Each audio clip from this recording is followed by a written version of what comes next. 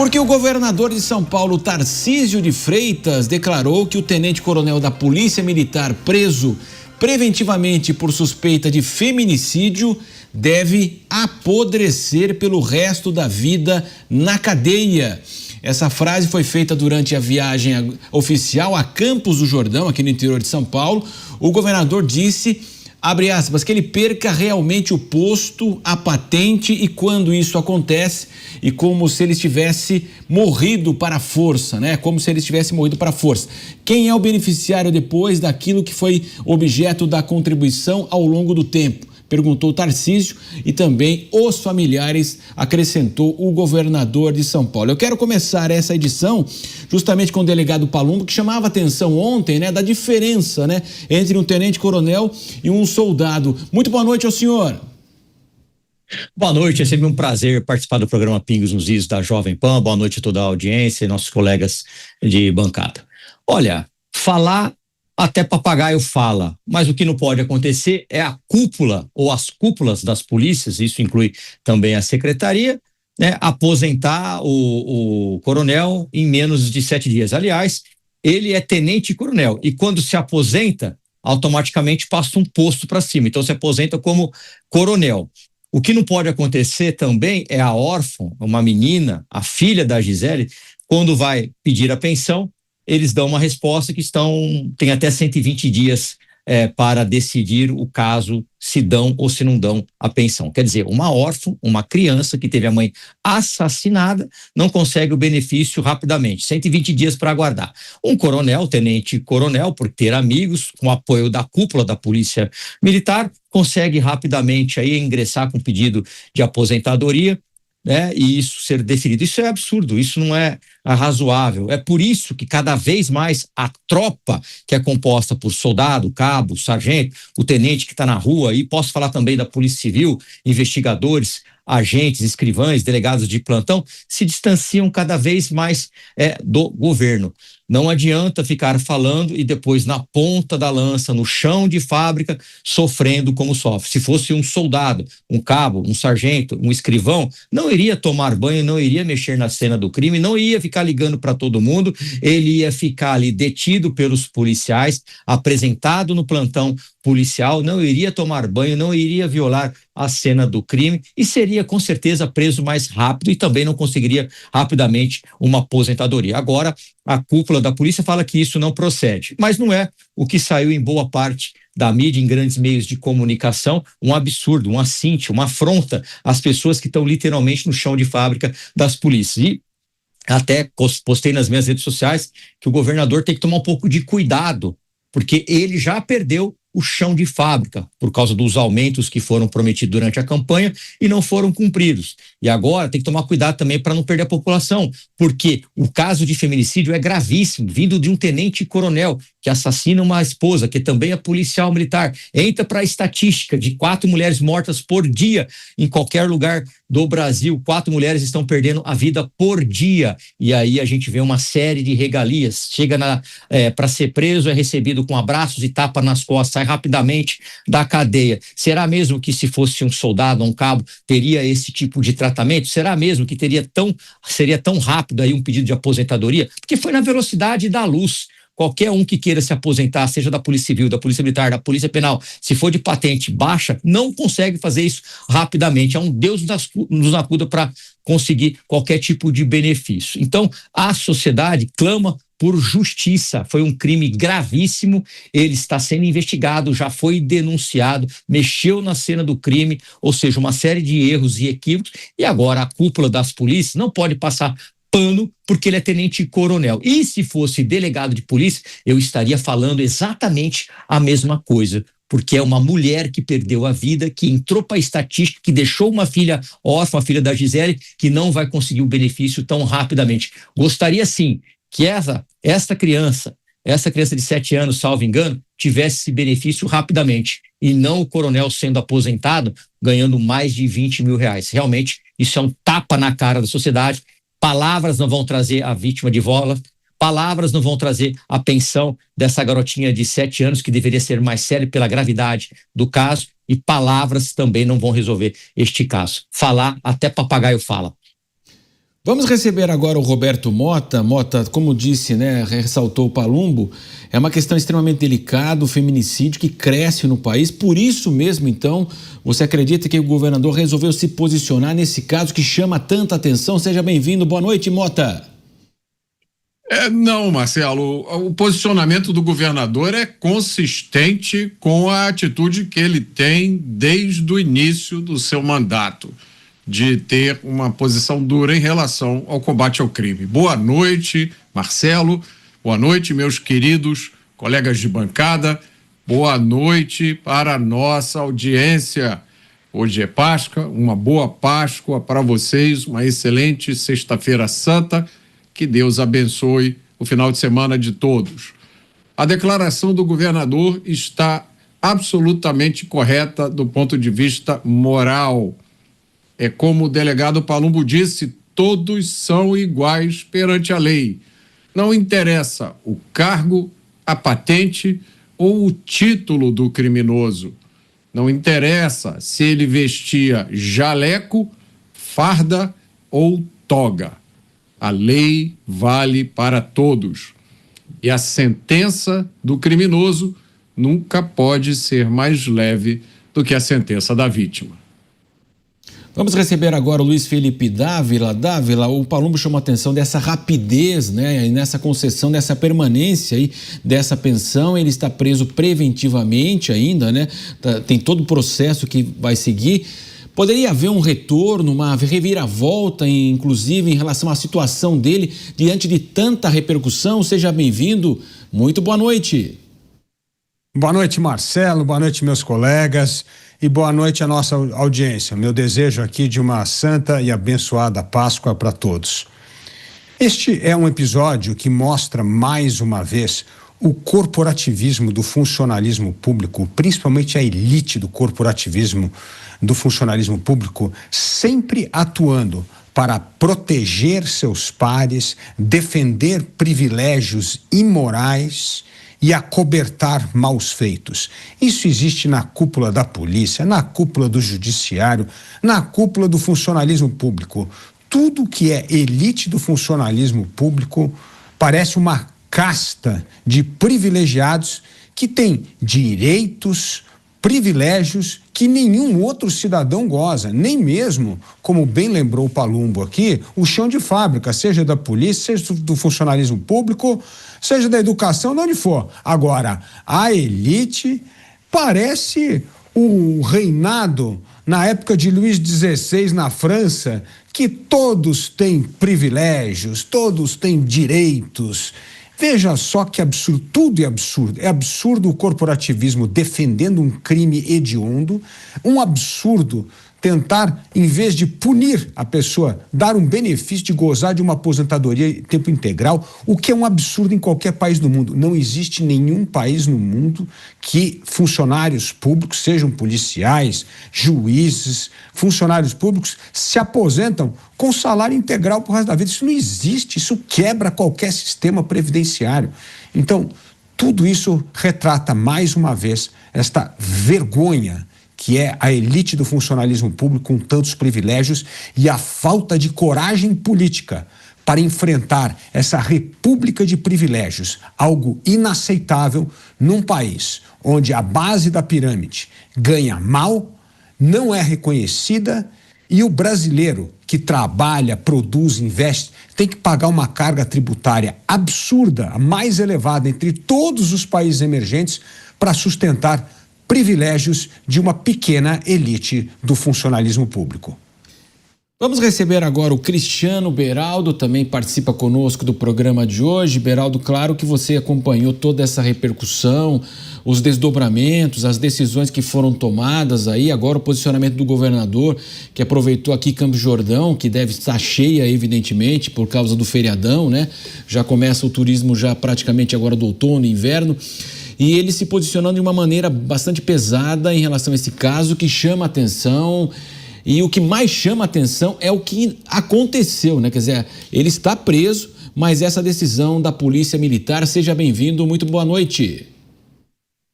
Boa noite, Marcelo, boa noite, delegado Palumbo, Mota, Dávila, e boa noite à audiência dos Pingos nos Is que nos acompanha nessa sexta-feira da paixão, em que lembramos o sofrimento e a crucificação de Jesus Cristo.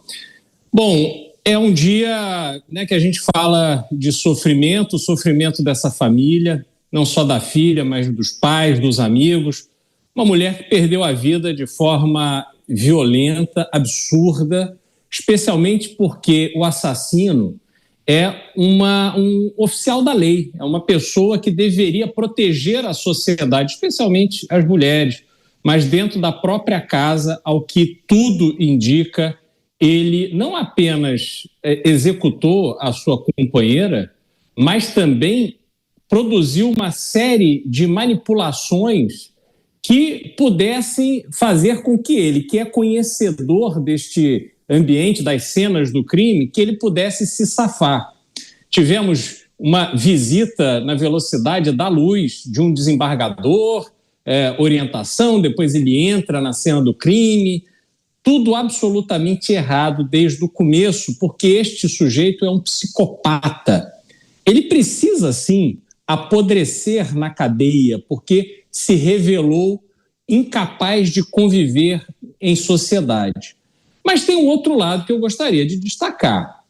O governador Tarcísio de Freitas não pode simplesmente achar que vai pegar o microfone, fazer um discurso duro e a responsabilidade é dos outros.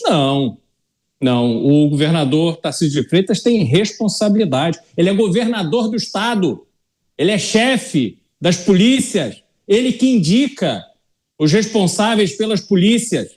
Ele está observando uma corporação que está sob seu comando, garantir uma aposentadoria para um assassino, um homicida, um psicopata, e ele não vai fazer nada? Porque se voltarem atrás, vão reconhecer o crime que cometeram, junto com esse psicopata. E o governador vai fazer o quê?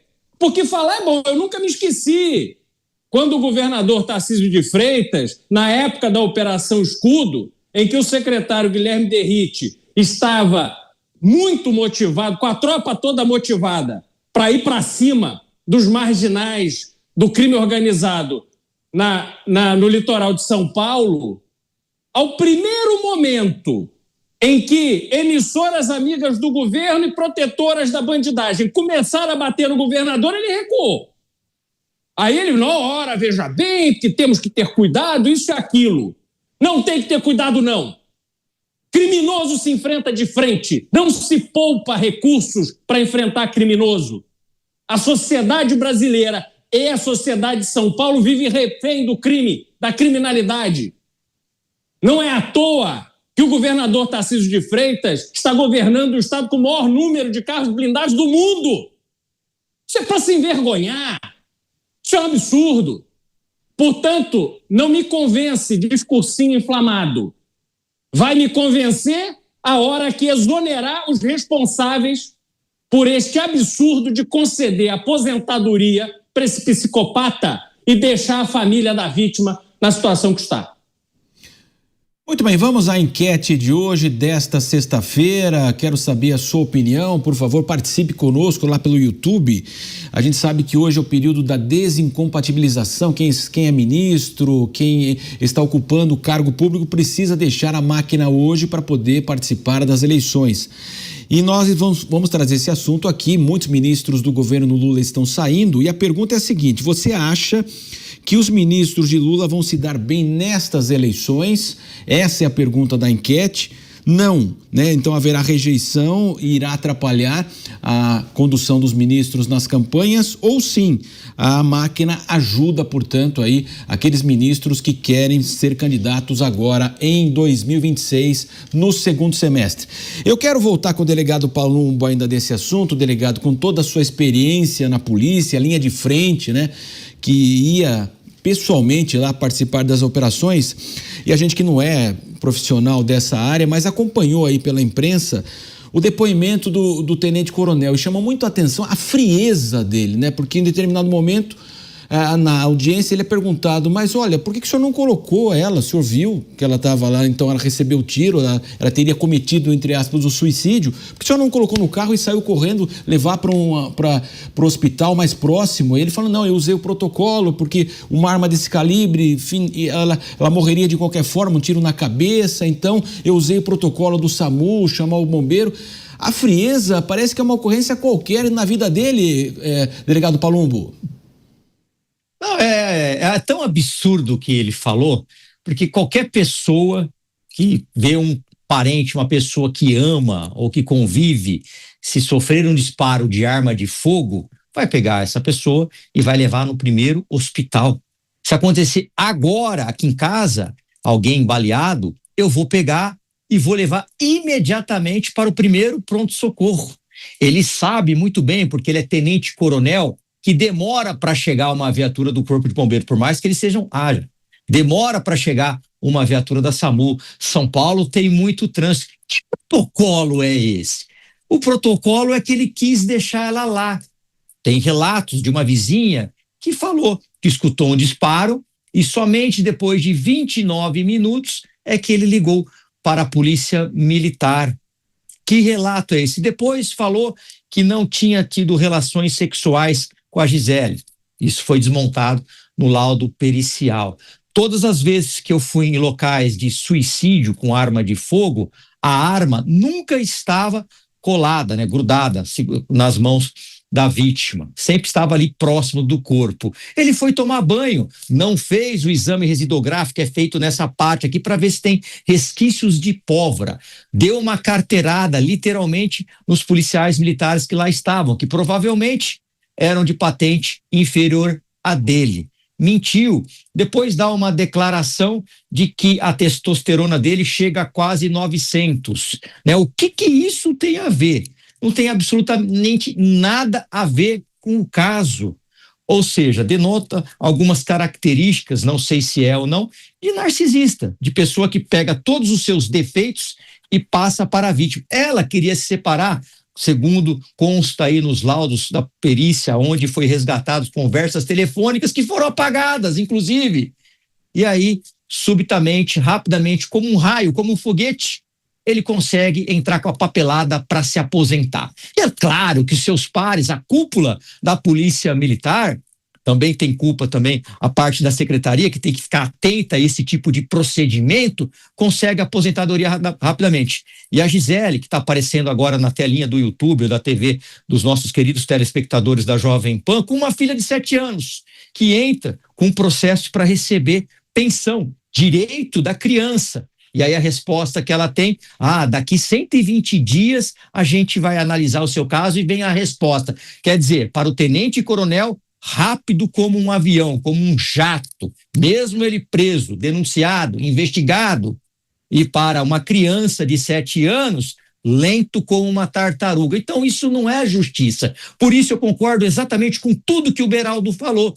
Não adianta fazer um discurso esbravejando, porque é o governador que manda na polícia. É o governador que pede e fala, por que está acontecendo isso? Se eu fosse governador, já teria exonerado quem fez isso nessa velocidade de avião, de jato, porque eu não permitiria uma barbaridade dessa. Mas é ele que manda, está colocando aí nas costas aí dos seus subordinados e está fazendo um discurso bravão, nervosão, enquanto a tropa, soldado, cabo e sargento, que eu converso todos os dias, continua enfurecida com ele, por causa das promessas não cumpridas. E aí quando eles veem um tenente-coronel na mais alta patente, com essas atitudes, com a demora de ser preso, com a demora do laudo e depois conseguir aí um processo de aposentadoria rápido e ligeiro, ele só consegue perder mais a tropa do que ele já perdeu. Uma série de erros. O desembargador, vamos falar do desembargador agora. Desembargador poderia ir lá sim, mas se colocar no papel de amigo. e não da carteirada para entrar. Ele não tinha autorização para entrar e não poderia ter adentrado aquele local. Quem poderia adentrar naquele local é o delegado de plantão, o delegado do DHPP, os peritos e os policiais envolvidos na cena do crime. Não é porque é desembargador, não é porque é deputado, não é porque é senador, não é porque é presidente da República que poderia adentrar na cena do crime. Isso também tem que ser investigado pelo Conselho Nacional de Justiça. A gente tem que parar com essa cena, né, com o que acontece, com essa prática muito infeliz, mas muito comum aqui no Brasil, da chamada carteirada. Chega a dar uma carteirada, eu sou desembargador, eu sou deputado, eu faço, eu entro, eu vou tomar banho. Então, isso tudo tem que ser investigado. A lei deveria valer para todos, do soldado ao tenente-coronel, coronel, do escrivão, o agente, ao delegado de polícia, diretor, delegado geral, deveria valer para todos. Mas aqui no Brasil não é assim que acontece. Sempre tem um jeitinho para quem tem poder e para os amigos dos amigos. Abrimos aqui o programa porque o governador de São Paulo hoje, Tarcísio de Freitas, numa agenda em Campos do Jordão, aqui, uma cidade turística aqui de inverno aqui de São Paulo, a cerca de 300 quilômetros aqui da capital paulista, ele falou sobre esse caso que chama tanta atenção da opinião pública, de toda a população. Ele garantiu então que o tenente-coronel, que é suspeito do feminicídio, de matar a própria esposa, que também era policial militar, ele deve apodrecer pelo resto da vida na cadeia. E ele disse também que ele perca realmente o posto, a patente, quando isso acontece, é como se ele tivesse morrido para a força. E quem é o beneficiário depois daquilo que foi objeto da contribuição ao longo do tempo? Os familiares, disse o governador. Quero ouvir o Mota mais uma vez. Mota, tem conserto essa situação? A Polícia Militar aqui de São Paulo deveria rever toda essa situação agora, que envolve o tenente-coronel? Marcelo, é preciso a gente dar um passo para trás para entender o que está acontecendo. Do ponto de vista moral, não existe nenhuma dúvida que uma pessoa que comete um crime desse tem que sofrer a maior punição disponível na legislação. Isso se aplica a qualquer um acusado de um crime grave. Agora, essa não é a realidade do Brasil. Não é só no caso desse crime, é em todos os outros casos de crime grave. Os assassinos de Tim Lopes, um ficou 5 anos preso, o outro ficou 7, depois de sequestrar, torturar e matar Tim Lopes. Os assassinos de Daniela Pérez também ficaram mais ou menos esse tempo. O assassino do menino Lucas Terra, na Bahia, não ficou nem 10 anos preso. Então essa é a tradição brasileira. A gente não pode fingir que o Brasil é diferente e esperar que dessa vez seja diferente. Agora, com relação a esse caso especificamente, eu conversei hoje com um amigo que é procurador do Ministério Público Militar.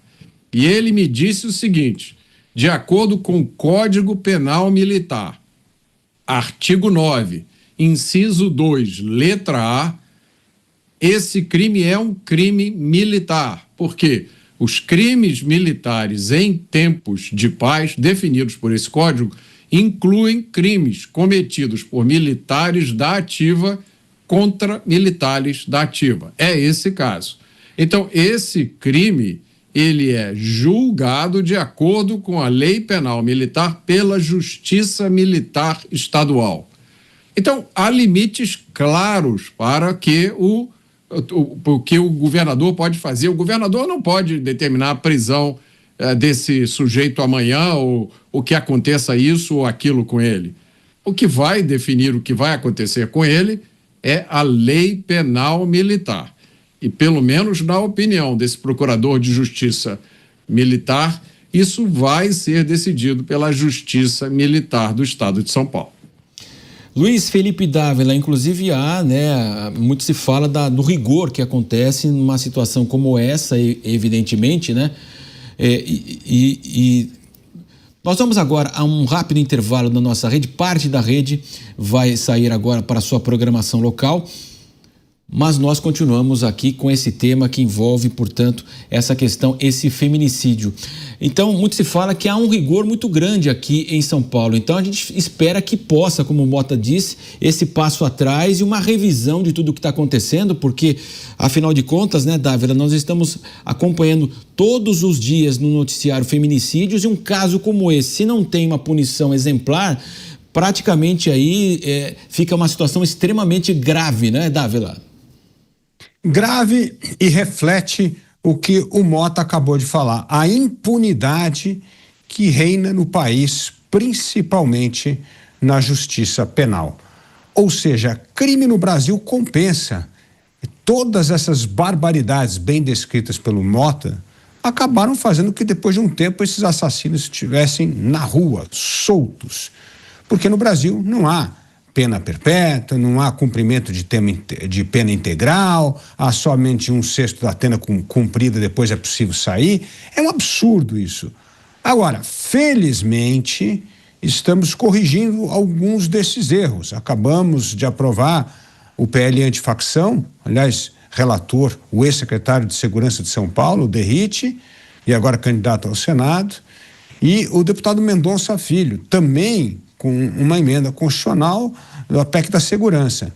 Então, estamos tentando corrigir essas barbaridades, essa impunidade que reina no Brasil. Mas além da impunidade que reina, principalmente em casos criminais, nós temos esse absurdo do corporativismo, da elite do corporativismo, que sempre arruma um meio para um proteger o outro.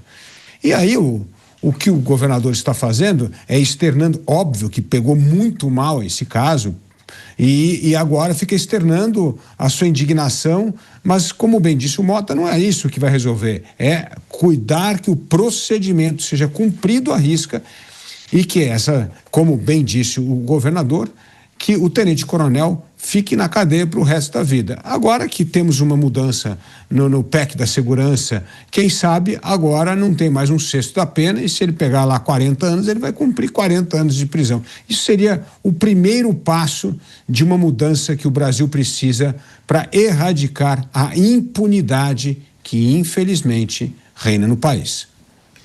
Cristiano Beraldo, você que vive aí a realidade dos Estados Unidos, um caso como esse, como que seria tratado, portanto, aí nos Estados Unidos?